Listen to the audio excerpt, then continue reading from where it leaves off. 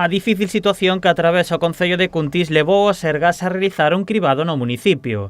As probas tiveron lugar na zona da igrexa da Portela cunha carpa preparada para atender aos preto de 200 usuarios convocados á cita. Pois hoxe acudimos desde Medicina Preventiva a realizar un cribado da poboación de Cuntis e nada, temos cerca de 200 citados para realizar as PCRs. Vamos a ver se conseguimos detectar algún brote máis, aínda que sexa mínimo e asintomático sobre todo, para intentar minimizar o impacto. A veciñanza convocada incluía a persoas de todas as idades.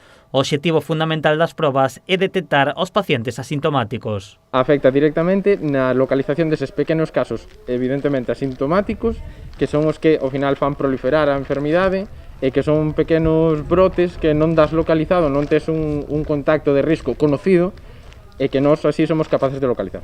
Estas probas permitirán illar aos contaxiados e evitar así a propagación do virus na zona. Detectar o máximo de casos posibles, sobre todo casos asintomáticos, que ao final son os que van infiltrando a poboación e que chegan a aumentar a incidencia dunha forma moi notable.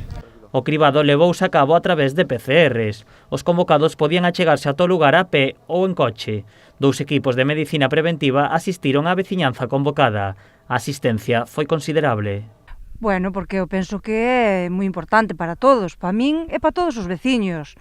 Hai que saber con seguridade se estamos ou non infectados, o sea que é un ben para todos.